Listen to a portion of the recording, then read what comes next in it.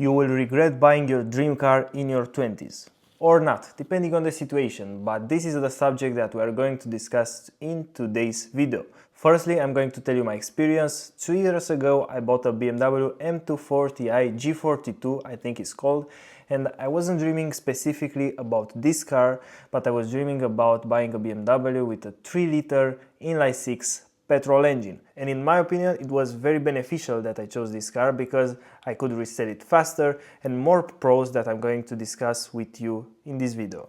The first thing that I want to underline before going to the pros and cons is that buying an expensive car might not be what you are thinking at the moment. You know, when you really want to buy a thing and you don't have money for it, and then after you get the money to buy the thing, you don't really want it that much. And if you are in the situation that you bought this car, you see after 1 or 2 weeks that is not really what you are thinking about. I mean, it could be great, but it doesn't solve all your life if you buy a sports car. So without further ado, let's jump to the pros, because I know you want to hear good things about buying this expensive car that you really want. And there are plenty of pros about buying your dream car when you are young, and we will discuss them right now. The first thing that I wrote here on my laptop is that you get more excited because you are young. In my case, the car that I bought was when I was 21 years old, so it was 2 years ago. I was really dreaming about this moment for some years at the moment.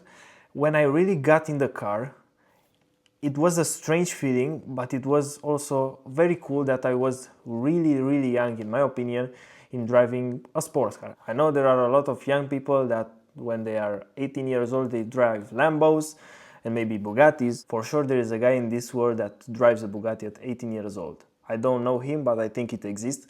So it might not be very special for you that I bought a BMW, but for me it was. The feeling and the energy that you have when you are young, it's not even comparable, at least I can imagine, like when you are 30 years old and buying your first expensive car. You already been an adult for 12 years, from 18 to 30, and I'm sure a car to impress you is going to be a lot harder. So this is a very good pro, you are going to enjoy it. But let's go to the second one, and that's the most important one in my opinion, which is motivation.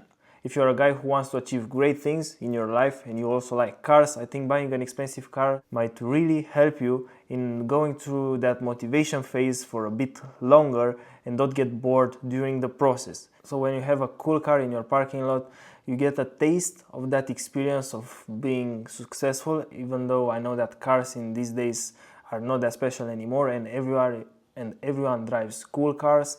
For example, in my country 10 years ago, if I saw a 50,000 euro car, it was such a cool thing, but now there are more and more often, of course because of the inflation and stuff like that, but you still get that motivation, and I think it's a really good thing. Now let's say you bought the car but you can't really afford it. It's not a problem because you are young, and let's say you lose all the money. Let's say you buy a $50,000 car and lose all the money. I think it's not late to build it again. Of course, I'm very scared about this thing, and that's one of the reasons why I sold that car, because I don't want to risk that much money in a car which I'm driving every day and it can be wrecked anytime. But if you sell the car and lose money with it, it's not that big of a deal than if you are, let's say, 50 years old and you have kids and a family and stuff like that. So that's a pro for sure. The fourth thing is that you make sure you are not regretting it later. You know, it's that popular sentence that all people say, you don't regret the things that you've done, you regret only the things that you haven't done. And I think it's true, but I want to be somewhere in the middle. I don't want to live full mode in my 20s, but I'm also thinking that I might not live 100 years old, so I try to be somewhere in the middle. And the last very good thing about buying a cool car is that you get the networking access. You get to network with people that are maybe successful or they are in different circles that you wanna get in. I know you may say that you don't wanna be friends with people that judge you by the car, but sometimes it can really help you. And I think if you have the opportunity to use this advantage and also have a cool car, do it and see the people that really love you for who you are and the people who love you only for the car. You get to know the people better if you have a cool car. Now let's get to the cons, because there are quite a few and you really need to be careful about those when buying an expensive car, because you want to avoid as many as possible, and I will explain you how. So the first cons is that if you spend too much money in buying your dream car, it might really slow down your future. This is the reason why I sold my expensive car. I'm not saying that I will not buy an expensive car soon or something like this, but for the next year, I don't think I will. Because in my opinion, having a cool car without having freedom in your life is almost nothing. If you have to work a 9-to-5 job in order to afford that car, it might not be the best thing to do because you will not have really that much time to enjoy the car. And I think it's a lot more valuable to delay this gratification for a few years, invest that money in your business or in anything that you believe in. In my opinion, it's worth the risk because it might really pay off. I also want to have the car and the free time to enjoy it and enjoy my life overall. The car won't bring you happiness just by buying the car and seeing it on the parking lot. You can really be depressed, no problem, with your dream car in your parking lot. Luckily, it wasn't my case, but I'm sure there are a lot of sad people with Lamborghinis. I know it's better to cry in a Lamborghini, but still, let's keep a balance about the cars and the free time and all this stuff that I'm telling you. The second bad thing is that you might drive reckless. You might kill people or you might do some really bad stuff, which I'm not wishing you at all. And even if you are a chill person and someone with another powerful car pulls near you, you might get a bit too excited and it's enough 1 second of not paying attention and all your money is gone if you don't have insurance, for example. A thing that I really hate about having a cool car is that people will expect you to live a more expensive lifestyle, to have expensive clothes, to have expensive vacations and all this stuff. In my opinion, I'm not a clothes guy and I know for a fact that there are a lot of car guys who don't care about clothes, they don't care about expensive restaurants, they really care about the car, and this is my case. If there is someone who is begging you to give them money at a red light, for sure they will come to you in the first place and he will stay at your window, knocking your window maybe, or stuff like that. So if you don't like this kind of attention and people expecting for you to pay a lot of things just because you have an expensive car, it might not really be the case for you.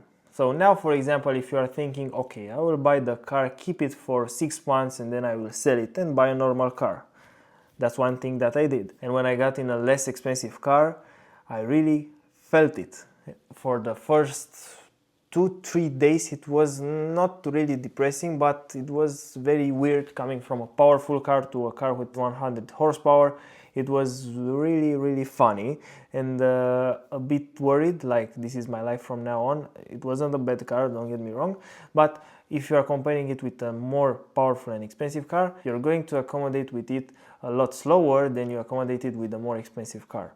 When I will buy my first fast car, I will drive it very fast, I'll do only burnouts and stuff like that. This is what I was saying before buying the car, but I realized in my case, and I know there are a lot of people experiencing the same thing with the fast car, you drive it normal. You drive it 99% of the time, you drive it normal, and having 400 horsepower doesn't really help you. Maybe okay, you have a good interior, good sounding system and stuff like that, but you are not using the car to its full potential, and I think it's a shame. Why would you buy a car if most of the time you're driving it very slow? So, will you regret buying your dream car in your 20s?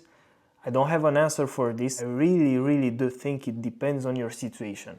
In my case, it was a good thing. I didn't lose money with that car, luckily, but now I'm going to give you some tips from my experience if you still want to buy the car in your 20s. Firstly, buy a model that is likely to sell faster. If you buy a very niched car, maybe it would be very hard for you to sell it, and of course you will lose a lot more money. In my case, I live in Europe, and if you buy an American car here, it might be very hard for you to sell it. So even though, if for example, I like the Corvette C8, but I'm not going to buy that car here because there are not that many European people that are interested in buying this car.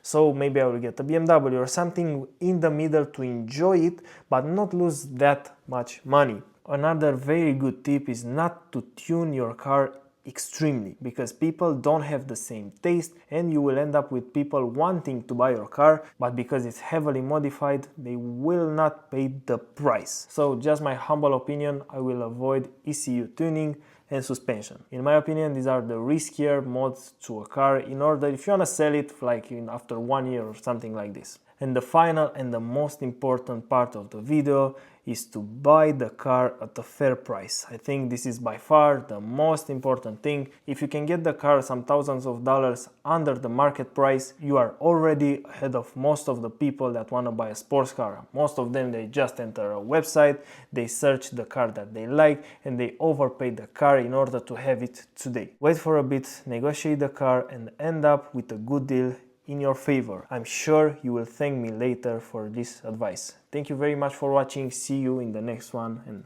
bye bye.